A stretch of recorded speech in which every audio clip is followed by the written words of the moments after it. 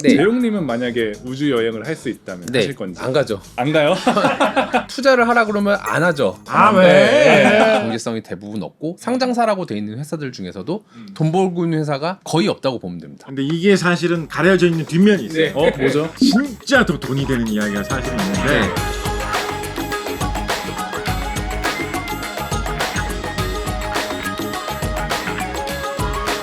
소비문화이만의 경제 이야기 비주류 경제와 호스트를 맡은 저는 토스 김창선이고요. 저는 재무덕후 이재용입니다. 이번 주 비주류 경제와 주제는 우주인데요. 게스트로 곽재식 작가님 모셨습니다. 어서 오세요. 네, 안녕하십니까. 네. 사실 뭐 작가님은 과학이나 지식 전 영역에 걸쳐서 활동하시는 분이시더라고요.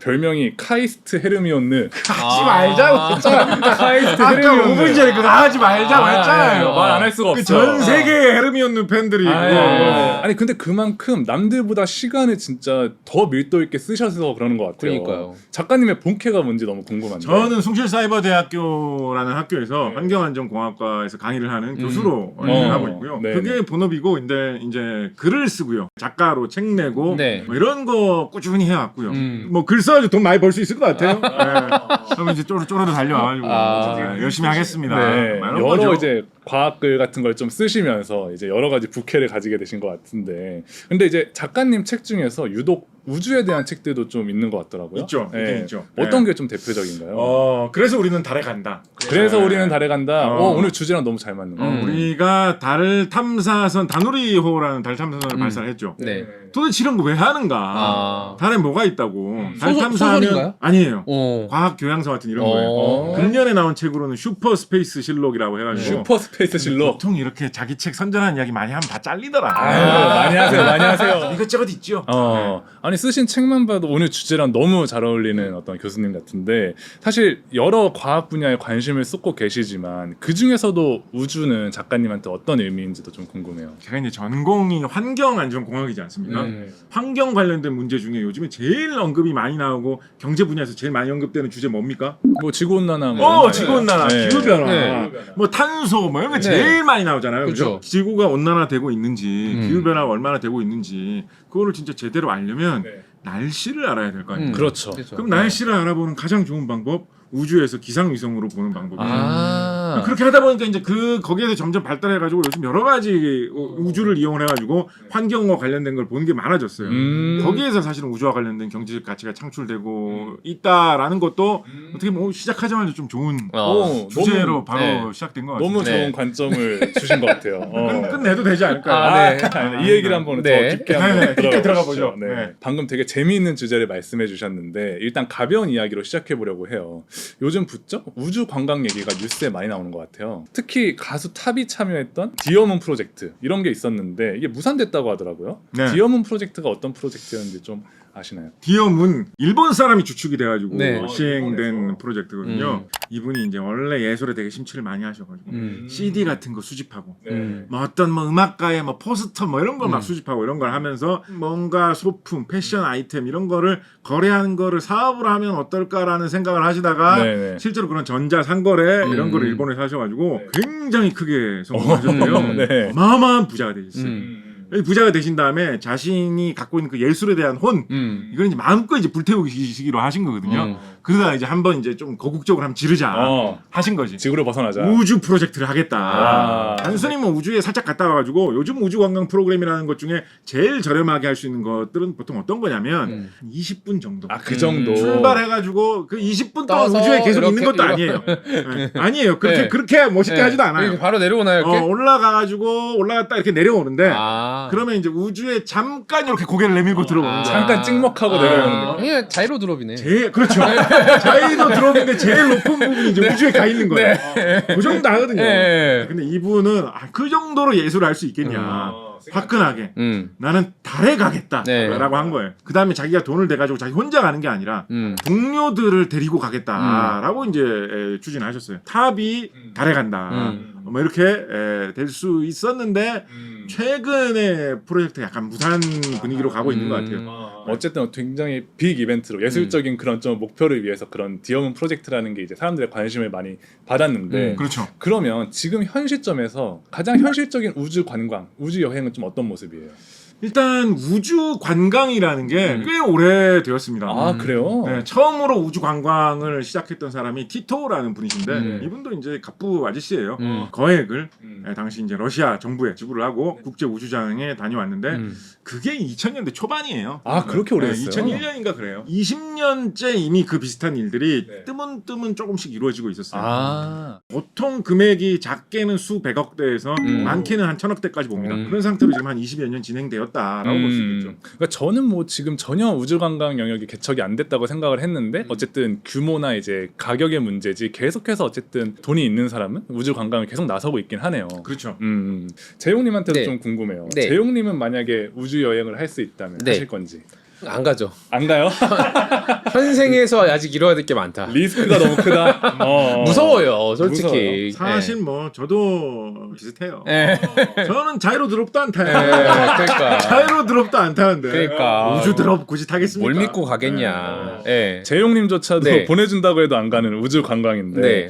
우주 산업 전체로 봤을 때 네. 어떤 수익성, 네. 앞으로의 어떤 수익성이 좀 기대되는 부분도 있는지. 기업마다 차이는 있긴 한데 뭐 업스트림이 있고 다운스트림이 있거든요. 네네. 올라가는 거 발사체 만드는 회사들 이런 거를 업스트림이라고 그 지상에서 한 사업을 하는 사람들을 이제 다운스트림이라고 하는데 뭐 다운스트림 회사들 특히 위성을 관리하고 그걸로 서비스하는 회사들은 어느 정도 좀 돈이 되고 있는 것 같고 하지만 이제 업스트림 쏘는 회사 그러니까 스페이스 X를 제외한 나머지 기업들은 이게 대부분 이제 발사체들을 재활용하지 못하고 물론 재활용. 스페이스 X가 재활용을 하기 시작하면서 경제성이 생겼다라고 하는데 원래 스페이스 X가 나오기 전까지는 그런 개념 자체가 없었기 때문에 사실은 경제성이 대부분 없고 상장사라고 돼 있는 회사들 중에서도 돈 벌고 있는 회사가 거의 없다고 보면 됩니다. 잘 없어요. 근데 이제 이게 사실은 가려져 있는 뒷면이 있어요. 네. 뭐죠? 공식적인 이야기가 있고 비공식적인 이야기가 있는데 네. 저는 이제 비공식적인 이야기가 좀 더 중요하다고 생각을 해요.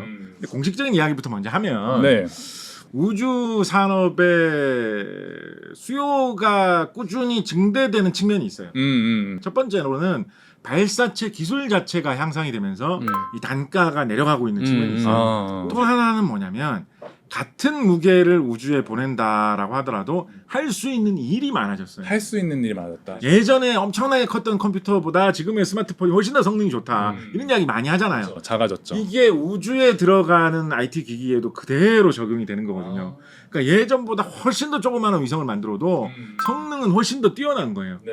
우리나라의 누리호 지난번에 발사를 하면서 같이 날려보낸 뭐 도요셋 이런 인공위성 같은 경우에는 책가방보다 작거든요. 와 그거밖에 안 돼요? 무게가 한 10kg 내외? 저는 인공위성 이만한 줄 알았어요 거의. 엄청. 옛날에는 그런 거 정도 날려야지 뭐 써먹지라고 했는데 네네. 더 적은 비용으로 적은 무게만 보내도 할 수 있는 일은 많아졌거든요. 그러니까 우주의 실용성이 점점 늘어나고 있어요. 실용성. 그런 민간 분야 인공 수요가 계속해서 가지각색으로 늘어나고 있기 때문에 수요의 증가는 여러 가지 면에서 꾸준하다라고 볼 수 있을 것이고 진짜 더 돈이 되는 이야기가 사실은 있는데 네. 이건 좀 이야기하기 거시기한 얘기이기 때문에 공식석상에서는 대부분 얘기 안 하는 네. 그런 게 있어요. 네. 네.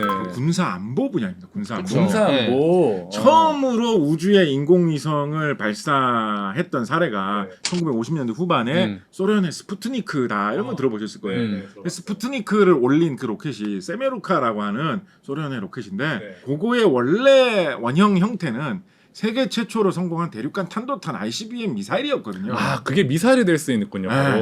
그래서 가만 보면 그 기업이 무슨 기업인지 원래 뭘 하던 회사인지 한번 잘 보십시오. 그러면 이제 이 산업의 속성이 보일 수 있다. 그래서 이런 민간 기업들이 이런 관계가 끈끈하다 보셔도 되겠죠. 알겠습니다. 비주류 경제와 우주편 본격적인 이야기를 시작해 볼 텐데요. 사실은 멀게만 느껴졌던 우주가 산업 그리고 관광의 영역으로 확대되면서 기업들이 더 적극적으로 우주를 향하는 것 같아요. 지금 어떤 기업들이 우주에 투자하고 있고 가장 적극적인지 어떤 플레이어들이 있나요? 그러니까 우주 사업의 영역이 굉장히 여러 가지가 있거든요. 네. 예를 들면 뭐 우주로 보내는 로켓을 만드는 회사 뭐 이런 것도 있고 우리는 뭐 인공위성을 개발한다 뭐 이런 회사들도 있을 것이고 그 인공위성을 우주에서 어떻게 활용할 것인가에만 집중한다라는 그런 회사들 회사들도 있을 수 있죠. 최근 들어서 우주 기업이라고 하면 이제 많이 주목을 받는 것은 그 중에서도 크게 이제 로켓을 만들어 가지고 그 로켓을 발사해 주어서 인공위성을 띄워주는 그 서비스까지 하는 업체들. 제일 대표적으로 세계에서 제일 선두로 치고 나가는 업체가 미국의 이제 스페이스X죠. 스페이스X. 이런 업체에 있을 수 있을 것이고. 근데 스페이스X 말고 그 밑에 어떤 후발주자 같은 비슷한 업을 하는 후발 주자가 아니고 사실은 선발 주자들이 이제 스페이스X가 후발이죠. 스페이스X에 밀려난 예. 업체들이 많이 있어요. 예. 뭐 예를 들면 뭐 보잉이라든가 보잉, 뭐 이런 뭐 로키드 마틴 뭐 이런 역사와 전통을 자랑하는 이런 회사들 있지 않습니까? 비행기 기업이랑 이런 방산 기업이랑 회사들이 여기저기에서 이렇게 조금씩 들이밀어가지고 아. 로켓 개발하고 만들고 이런 거 하고 있었거든요. 네네. 근데 이런 회사들이 스페이스X가 앞으로 확 치고 나오는 바람에 완전 밀렸죠. 특히 진짜 최근에 이거 뭐 보잉 주주분들 계시다면 좀 죄송합니다만 최근에 워낙 이게 우주계에서 화제가 많이 됐기 때문에 정말 그 화제가 된 대로 다른 언론 보도에 나온 거를 그냥 좀 그대로 소개를 드리면 보잉이 망신을 당했다라고 이야기를 하는 게 보잉에서 이제 자기가 우주에 사람을 태우고 날아가는 우주선을 자체 개발을 해가지고 그거를 미국 항공우주국에 납품을 하겠다라고 해서 사업을 시작을 했거든요. 근데 스페이스X에서 이 사업을 먼저 성공을 시켰어요. 보잉에서 처음으로 실험을 해가지고 우주인들을 2명을 태우고 국제 우주 정거장에 도착을 했는데 도착하는 데까지 잘 된 것 같아 보였어요.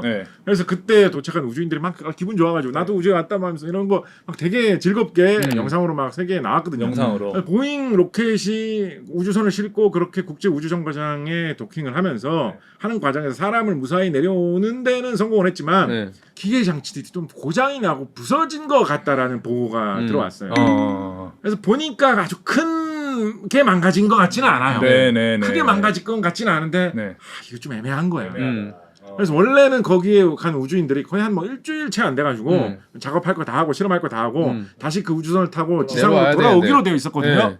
근데 이게 좀 부서져 있는 상태니까 어떻게 오지? 그래서 이거를 계속 한번 점검을 해보자, 정비를 해보자 이렇게 하는 가운데 시간이 하루 이틀 지나가지고 한 달, 2달이 지나가도록 한 달, 2달? 이분이 우주에서 못 왔어요? 이 두 분이 계속 지금 갇혀 있게 됐어요. 뭐 먹었지?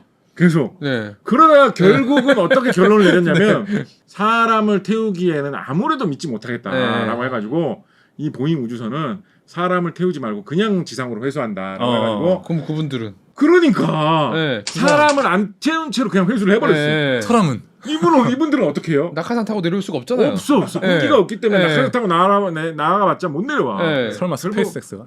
결국은 내년 초에 스페이스X의 우주선을 보내가지고 거기에 있는 사람들을 태워가지고 1년 동안 거기 있어야 돼? 거의 뭐 한 반년 이상 와. 거기에 졸지에 머물게 됐어요. 전투 식량이 많이 있나 보네요. 우주 식량이 문제야. 나 먹는 게 제일 걱정이야. 그것도 그러니까 어떤 우주 산업 관련해서 일어난 작은 해프닝 같은데 사실은 이게 지금 우주 산업의 상황을 딱 보여주고 있는 것 같아요. 스페이스X가 얼마나 앞서 있는지 단적으로 보여주는 좀 그런 사건이었죠. 알겠습니다. 그럼 현재 우주 발사체 산업에서 이 시장에서 스페이스X를 위협하는 그런 기업은 거의 없다고 봐도 무방한가요? 사실 지금 뭐 도전자가 별로 보이지 않습니다. 다른 거를 내세워 가지고 하고 있어요. 예를 들면 우리나라의 민간 발사체 업체 같은 경우에는 스페이스X 같은 경우는 우주선을 좀 크게 만듭니다. 펠컨 9, 뭐 펠컨 헤비 이런 거 좀 크게 만들어 가지고 인공위성 한번 띄울 때 여기저기에서 주문을 띄워가지고 이거 웹사이트로 예약할 수 있게 돼 있어요. 무슨 뭐 한 번에 작게는 수십 개, 많을 때는 수백 개의 인공위성을 실어가지고 우주를 돌아다니면서 한 번에 쭉 뿌리는 형태로 되어 있습니다. 그러니까 그렇게 하다 보면 이거 일정을 계속 맞춰야 돼요. 딴 위성들하고 모여가지고 올라갈 수 있을 때까지 맞춰야 되거든요. 그러니까 그게 우주 사업을 하는 사람들 입장에서는 마음에 안 들 때가 있거든요. 마음에 안 들죠. 왜냐면 우주 사업을 하는 사람들은 대부분 다 최첨단 기술을 하는 사람들인데 2년을 기다리라고 성미에 안 맞는단 말이에요.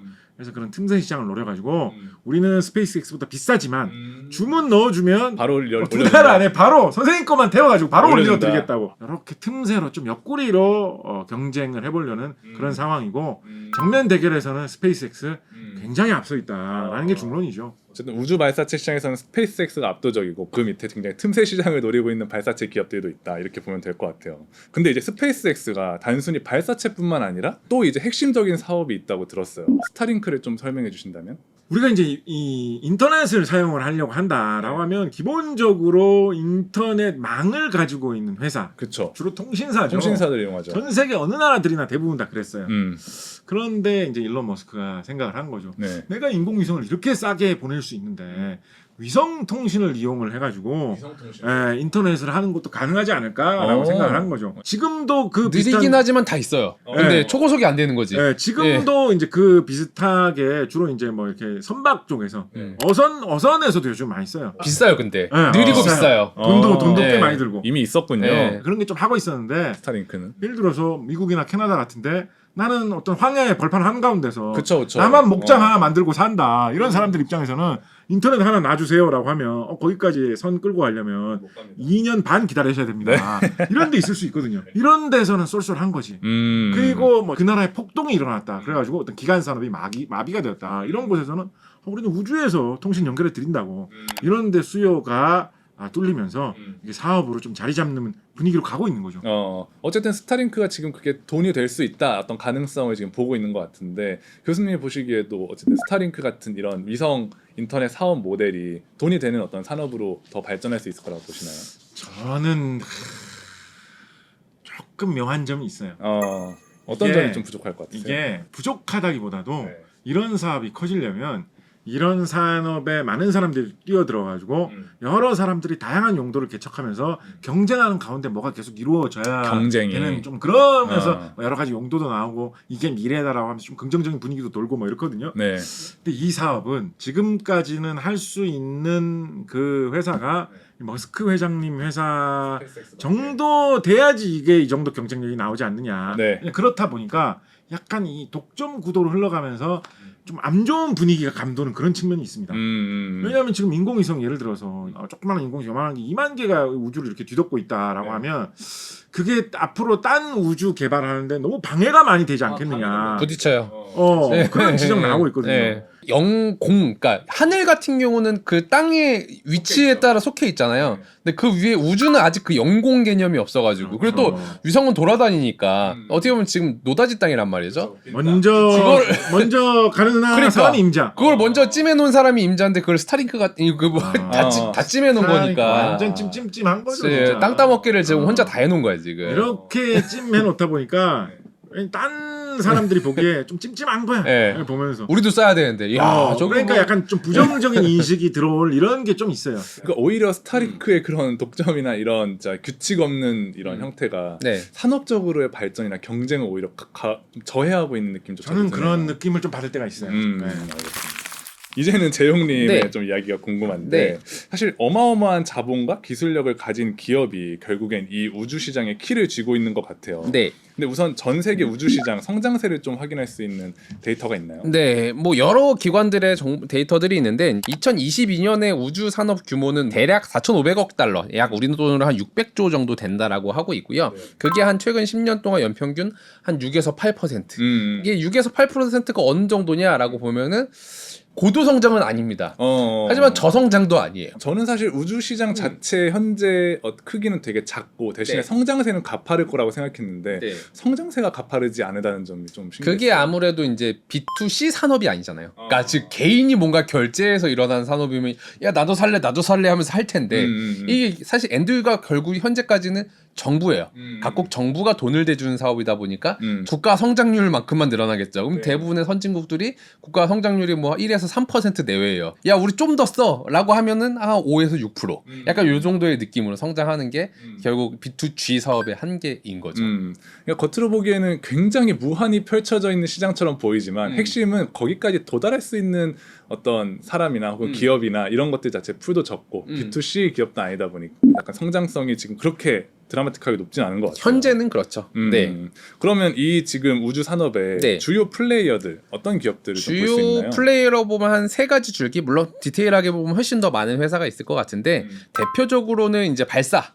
이제 업스트림이라고 하는 이제 발사 기업 중에 이제 대표적인 경우가 당연히 스페이스X고요. 네네. 그다음 뭐 위성과 관련된 회사는 워낙 많습니다. 한국에도 있고 뭐 그 다음에 요즘에 뭐 언론이나 어떤 뉴스적으로 이제 잘 화제가 될 만한 거는 우주 관광. 그쵸. 우주 관광이 제일 가까워 보이기도 하고. 저희가. 버진 갤럭틱이라는 회사도 있고요. 블루 오리진. 이거는 이제 제프 베조스가 하고 있는 관광을 보내주겠다라고 하는 기업들도 계속 늘어나고 있는 추세이긴 합니다. 확실히 저희랑 가까운 기업이 아니다 보니까 음. 들어본 기업이 많이 적은 것 같아요. 그쵸. 스페이스X가 이제 가장 좀 앞서 있는 그런 기업인데 네. 스페이스X의 숫자가 너무 궁금해요. 이거 아직 상장을 안 했습니다. 뭐 앞으로도 안 할 수도 있을 것 같고요. 네네. 근데 현재 이제 보도 자료만 보면 이제 2023년에 1분기에 15억 달러의 흑자, 약 한 1조 내외의 흑자를 냈다라고 해요. 흑자를 냈네요. 그래서 대충 한번 궁금해서 추정을 해봤어요. 또 네네. 이제 또 항상 추정하잖아요. 추정하기. 없으면 없는 추정하잖아요. 재무제표 만들기. 그래서 스페이스 X 정도는 뭔가 확인할 수 있는 정보가 있지 않을까 해서 찾아봤어요. 네. 이 회사는 참고로 수익 모델이 두 개입니다. 하나는 로켓 발사. 아. 회당 보통 500억 달러에서 1억 불 정도를 받습니다. 네. 그러니까 500억에서 한 1000억 정도 회당 받는 거예요. 네. 그러면 생각해보면 작년에 2023년에 98일을 쌌다고 하거든요. 아 그렇게 많이 썼어요? 거의 뭐 3일에 한 개씩 3번씩 쏩니다. 와. 네. 네. 그러면은 대충 98에 쌌으니까 매출이 73억 5천만 불. 우리나라 돈으로 한 9.8조 원, 10조 정도 됐을 거다. 아 로켓 발사로 발사해서 얻는 매출. 회당 요만큼 받으면은 어. 10조 정도 찍었을 거다. 충분히 합리적인 그리고 스타링크. 음. 이건 초고속 인터넷이죠. 이거는 이제 결국 가입자 곱하기 평균 월 회원료가 이제 매출일 거란 말이죠. 네네네. 가입자가 이제 2023년 말에 추정치로는 220만 명이에요. 전 세계 예, 적지 않고요. 네. 전년도에는 110만 명이었대요. 와 2배 늘었네요. 예, 또 빠르게 이러면. 늘리고 있고요. 네. 월 회원료가 뭐 다 다르겠지만 대충 110달러래요. 씨, 엄청 비싼데요? 네, 14만 원. 네. 왜냐면 이거 안 되는데 하는 거니까 아. 110달러여도 무조건 지출해야 되니까 한 1년에 이제 1320달러, 대충 한 200만 원 정도는 1년에 회원료가 나올 것이다. 그럼 평균 중간 값에서 한 165만 명이 1년치 구독한다고 치면은 21억 8천만 불, 약 2.9조, 한 3조 정도 나왔을 것이다. 그러면 합쳐보면 로켓 발사에서 10조, 초고속 인터넷 3조, 한 13조 정도 나왔을 것이다. 그래서 BEP는 확실히 넘은 것 같고요. 네네. 그게 어떻게 보면 좀 더 빠르게 늘어나는 게 24년에는 로켓을 한 144회 정도 쏠 거래요. 아, 이틀에 한 번까지는 안 되겠지만 거의 네. 비슷한 수준으로 갈 것 같고 스타링크도 대략 지금 한 270만 명인 것 같고 300만 명 이상은 올해 넘어간다고 치면은 매출액은 앞으로도 더 빨리 올라갈 수 있을 것 같다. 라는 느낌이에요. 어쨌든 스페이스X의 어떤 핵심 매출이 크게 두 가지인 거잖아요. 네. 로켓 발사랑 스타링크. 네. 둘 중에 어디가 더 좀 시장성이 있고 성장 가능성이 있다고 보시는지. 지금 머스크가 예전에 이제 트위터에 한번 언급을 한 게 우리 스타링크 상장할까? 약간 이런 얘기를 던지기도 했었거든요. 스타링크만 떼서. 왜냐면 로켓 발사는 기본적으로 B2G 사업이고 퀀티티를 늘리는데 한계가 있어요. 그러니까 국가에서 정하겠죠. 그렇죠. 아무래도 정부 필요로 예산에 하면. 따라서 달라지는 거지만 네네네. 아무래도 정부 비중이 높기 때문에 이거를 막 무지막지하게 하면은 이제 나사가 미국이 싫어하겠지. 야, 니네 러시아에도 쏠 거야? 중국에도 쏠 거야? 일 안 되잖아요. 그러니까 규제를 많이 받을 수밖에 그러니까 없는. 로켓 발사로 상장하기엔 좀 그렇고 스타링크는 그냥 초고속 인터넷 사업이잖아요. 네. 글로벌한 어떻게 보면 통신 사업자단 말이죠. 음. 그리고 여기는 되게 좋은 게 이제 캐시가 따박따박 들어와요.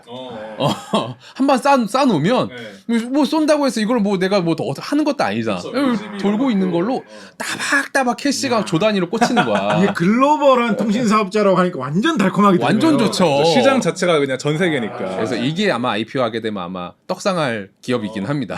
네. 아까 재용님이 우주 산업이라는 건 결국엔 우리 같은 일반 소비자들이 닿을 수 없는 영역의 산업이다 보니까 그렇게 막 시장의 성장 가능성이나 파이 이런 부분에서 좀 아쉬운 부분이 있다고 했는데 네. 스타링크가 정확히 딱 그 부분을 이렇게 좀 연결시킨 것 같아요. 우주랑 일반 소비자를. 되게 일론 머스크를 보면서 항상 이제 되게 뭔가 이렇게 막 괴짜, 막 헛소리하는 사람, 약간 이런 이미지가 강하긴 한데 이제 비즈니스 측면으로 보면 항상 돈 벌 구석을 항상 정해놓고 움직인다라는 생각을 되게 명확하게 하는 게 일반적으로 우주 산업은 그냥 쏘고 정부 예산 받아서 또 쏘고 약간 이런 산업 내지는 뭐 위성으로 뭐 내비게이션 내지는 어떤 정보 관련 사업 이런 거 한다라고 생각하지만 일론 머스크는 그거를 아니다.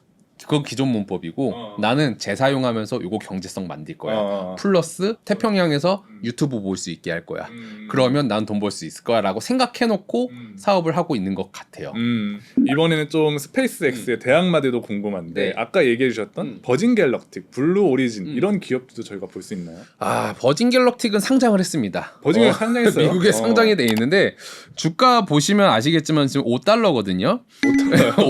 원래는 제일 피크 찍었을 때가 2018년도인가 $1,000를 찍었던 적도 있어요. 아, 그러면 거의 뭐 상장 그냥 폐지.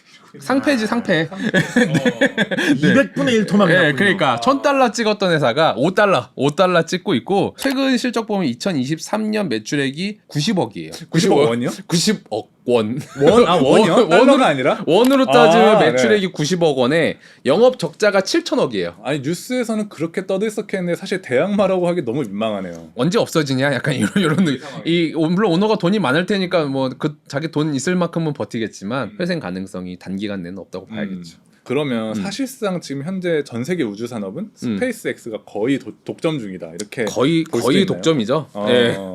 근데 저는 궁금한 게 애플이나 구글 같은 훨씬 큰 기업들이 약간 이 우주 산업, 우주 시장에 별 관심을 안 가지는 것 같아요. 그게 왜 그러냐면 기본적으로 애플, 마이크로소프트 이런 네, 회사들은 테크 기업들. 기본적으로 우주 산업보다 훨씬 큰 시장에서 사업을 하고 있는 플레이어예요.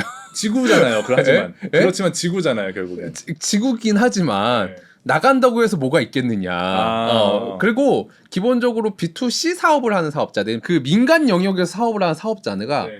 우주로 가는 순간 결국 B2G 사업이 돼요. 어. 정부의 허락을 많이 받아야 돼요. 기관과 정부와 이런 정부와 이 이런 샤바샤바를 지금도 물론 사업하면서 샤바샤바를 많이 하고 있겠지만 아 회계 용어인가요, 샤바샤바? 예, 샤바샤바. 예.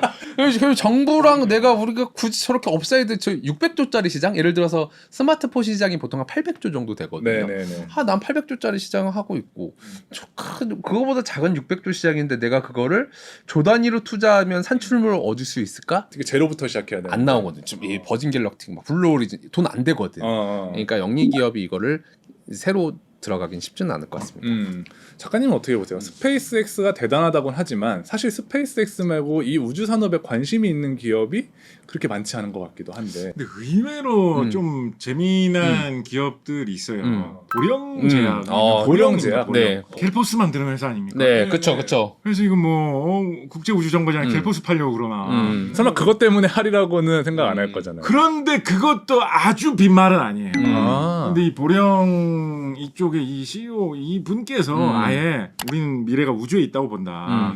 우주에 꾸준하게 투자를 하겠다라고 하면서 이런저런 일들을 벌이고 계십니다. 그래서 정말로 앞으로 사람들이 우주에 계속 왔다 갔다 하게 되면 분명히 우주에서만 필요한 어떤 약 같은 게 있을 거 아니에요. 네네. 진짜 하다못해 소화제라도 정말 하다못해 소화제라도. 뭐 멀미약이나 소화제 같은 거라도 네네네. 실제로 우주에 갔을 때 그런 것 때문에 고생하시는 분들 많다고 하거든요. 하다못해 그런 거라도 있을 것이고 지상에서는 만들 수 없는 약품을 우주에서는 만들 수 있다. 뭐 이런 생각까지도 연결될 수가 있죠. 실제로 제약회사들이 우주에 관심이 되게 많은 게 이제 머크가 제일 열심히 하는데 머크라는 회사가 이제 키트루다라고 하는 면역 항암제를 전 세계에 한 수십조 정도 팔아요. 네네. 거의 최강의 약 중에 하나인데 보통 약을 만들 때 어떻게 하냐면 그 사막에서 바늘 찾는 느낌이에요. 사막에서 그러니까 수많은 성분이 있는데 어. 그 성분 중에 이 병에 맞는 그 성분을 찾아서 그거를 이제 약으로 만드는데 그 성분 찾는데 제일 오래 걸려요. 성분을 찾는 근데 거죠. 우주에서 그 단백질을 만들면 고순도 단백질 결정이 만들어진대요. 그러면 고순도 단백질 결정이면 딱 보면 그 유전자가 어떻게 생겼는지 보이는 거야. 그래서 더 관찰이 잘 되는 성분을 찾는데 예를 들어서 10년 걸렸다고 하면 야 우주에서 단백질 만들어서 땅으로 내려오면 요거 내가 이 매칭하는 성분 찾는데 1년이면 될 것 같아. 그럼 9년이 세이브 되는 거야. 약간 이거는 정확한 숫자는 아니지만 대충 그런 느낌이어가지고 그래서 머크 같은 경우가 항상 거기서 단백질 몇 개 만들었네 약간 이런 식으로 이제 기사를 내보내거든요. 그런 측면에서 보면은 제약사들한테도 되게 관심이 있을 만한 주제인 것 같아요. 그러니까 우주 산업이라고 하면 우리는 큰 로켓 만들고 막 우주선 만들고 발사하고 이런 것만 생각을 하는데 사실 어떻게 보면 우주에서 가능한 연구, 테스트 이런 부분까지 좀 따져본다면 생각보다 우주에 관심이 있고 우주에 투자하는 그런 기업들이 굉장히 많이 있겠네요. 네. 그리고 항상 잊지 말아야 될 거 제가 비공식적인 거라고 얘기했던 거 네. 잊지 않을 수 없을 것 같아요. 거기로 이렇게 연결돼 가지고 가는 거 네. 공식적으로 사람들 얘기는 많이 안 해서 그렇지 사실 굉장히 중요합니다. 꼭 참고하겠습니다. 이번 주 비주류 경제학에서는 곽재식 작가님과 함께 우주 산업에 대한 이야기 나눠봤는데요. 마무리 질문 던져보려고 해요. 오늘 우주 관련한 기술 발전 얘기를 많이 했는데 작가님이 가장 기대하시는 우주 관련된 미래의 모습은 어떤 모습인가요? 경상남도 합천에 가면 네. 초계분지라는 곳이 있습니다. 초계분지. 초계분지. 네. 근데 이게 예전부터 사람들한테 주목을 많이 받았어요. 우리나라에 분지 지형은 뭐 여기저기 많지 않습니까? 네네네. 그죠? 그래서 막 처음에 그냥 분지인 줄 알았어. 한국에 뭐 분지 한두 군데야 뭐 이렇게 생각했는데 딴 분지하고 뭔가 모양이 좀 다르게 생겼는 거야. 이상하게. 그러다가 2010년대 후반쯤 돼가지고 지질 분석도 하고 이렇게 해가지고 지금은 거기가 실제로 대략 수만 년 전에 한반도의 그 지역에 충돌한 조그마한 소행성 때문에 생긴 운석 충돌구라는 게 지금 정설이 되어 있어요. 확인됐어요. 그 이야기가 뭐냐? 지구가 멸망할 정도는 아니지만 도시 하나 정도는 날릴 수 있는 정도의 크기가 여기저기에서 떨어지는 일은 사실은 심심찮게 일어날 수 있을 거란 말이죠. 우리나라도 하나 있잖아 심지어. 그때 우리나라를 구해줄 수 있는 능력을 가질 수 있는 방법, 우리 우주 기술 키우는 수밖에 없죠. 이게 있어야 요격을 하지. 이거 요격을 해야지. 이게 나라를 지키고 지구를 지킬 수 있는 기술이란 말이죠. 저는 언젠가 그런 일이 분명 올 거예요. 저는 여기에 우리의 미래가 있다라고 생각합니다. 어쨌든 지구를 지킬 수 있는 관점에서의 어떤 우주를 꿈꾸고 계시다. 그렇죠. 멋있을 것 같아요. 네. 재무쟁이에게 우주란 어떤 의미인가요? 재무쟁이 입장에서 개인적으로 우주 관련된 투자를 하라 그러면 안 하죠. 왜? 안 하죠. 왜냐면 그거는 제가 리턴을 판단할 수가 없어요. 근데 국가적으로는 좀 투자를 많이 했으면 좋겠다라는 생각을 많이 해요. 예, 왜냐하면은 불과 얼마 전까지만 지금은 미국이 대세지만 이제 현대 시대 대세는 유럽이었잖아요. 네네. 그러니까 유럽이 왜 대세가 됐을까 생각해 보면 유럽이 중간에 중세 이후에 이제 개항의 시대가 열리면서 배를 타고 막 인도와 아시아와 미국을 가기 시작해요. 네네. 그때 뭘 보냈냐면은 군인들이랑 같이 과학자를 항상 같이 보냈거든요. 근데 그 사람들이 그걸 왜 보냈을까 생각해 보면 어떤 명확한 산출물을 기대하고 보낸 건 아니었어요. 그냥 더 알고 싶었어. 인도에는 뭐가 있고 동남아에는 뭐가 있고. 근데 가고 보니까 새로운 인종도 있고 새로운 식물도 있고 새로운 동물도 있네. 그러면서 과학 기술이 발전하면서 아시아와 유럽의 격차가 확 벌어졌거든요. 근데 우주도 비슷할 것 같아요. 만약에 먼 미래까지 생각해 보면은. 우영 CEO님이 세미나에서 이 이야기 하셨어. 세계 지도를 보여주시면서 하셨어요. 세계 지도 보여주시면서 개항의 시대 얘기를. 세계 지도 이 얘기 똑같이 얘기하셨어. 저는 보령 CEO님 못 만났지만 분명히 길게 보면은 눈에 보이진 않지만 그렇게 노력하는 과정 가운데 인류는 새로운 걸 항상 발견해 왔단 말이죠. 그런 측면에서 보면 개인으로서는 저는 뭐 수십조 부자가 아닌가 할 수 없지만 큰 부자 내지는 국가 차원에서의 투자는 많이 이루어져야 되는 게 우주라고 저는 생각을 합니다. 알겠습니다. 소비문화이면의 경제 이야기 비주류 경제학, 오늘은 곽재식 작가님과 우주 이야기를 나눠봤고요. 저희는 다음 시간에 다른 주제로 돌아오겠습니다. 감사합니다. 감사합니다.